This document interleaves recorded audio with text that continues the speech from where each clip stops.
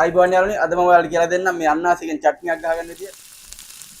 මේක කහපත් එක්කට එම හොඳටම ගැලපෙනවා. ඉතින් අද අපේ කහපත් එකට මම අන්නාස් චට්නියක් තමයි ගහන්න යන්නේ. ඉතින් බලමු මේක කොහොමද හදාගන්නේ කියලා. පොඩි ප්‍රමාණයක් හදන ඉඳලා ඉතින් පොඩි පෑන් එකක තමයි හදාගන්නේ. ඒකට තෙල් ටිකක් දානවා. ඊට පස්සේ මම මේකට දානවා අබ ටිකක්. ඊට පස්සේ මම වේලිච්ච මිරිස් කලර් ටිකක් එකතු කරා මේකට.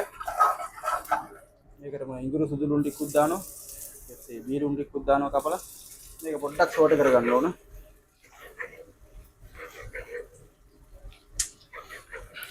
දැන් අන්නාසි පොඩියට කපලා එකතු කරනවා.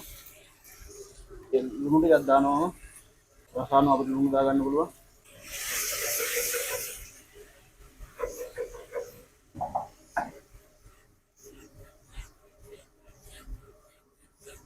මේකට වතුර පොඩි ප්‍රමාණයක් එකතු කරනවා. පොඩ්ඩක් තම්බෙන්න ඕනෙන්ද.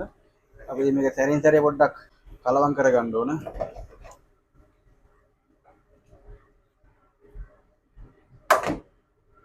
මේකේ සුවඳ වැඩි කරගන්න මම පොඩ්ඩක් එනසාලට දෙයක් විතර එකතු කරනවා.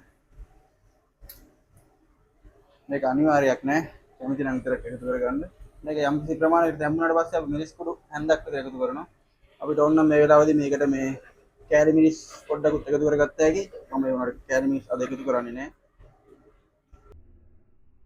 දැන් මේක හොඳට ටිකක් තැම්බිලා තියෙන්නේ. දැන් මේ වෙලාවේදී මම මේකට එකතු කරනවා සීනි.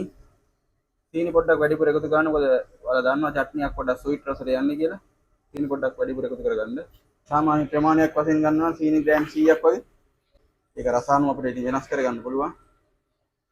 මෙන්න මේ වෙලාවේදී ඔයාලට කැමති නම් මේකට එකතු කරගන්න පුළුවන් මුද්දරප්පලම් ටිකක්. ඒ වගේම රටයිදි ටිකක්. එතන ඉතින් තා පොඩ්ඩක් රසය වැඩි වෙන මම මොකුත් එකතු කරන්නේ නැහැ. මේක ඉතින් yellow rice එකකටත් හොඳටම ගැලපෙනවා. සාමාන්‍ය මේ ප්ලම් රයිස් එකකත් හොඳට සෙට් වෙනවා. ඉතින් උඹත් එක්ක උනත් මේක කන්න පුළුවන්. රයිස් එකක් එක්ක. දැන් මේක හොඳට සෙට් වෙලා තියෙන ගන්නට.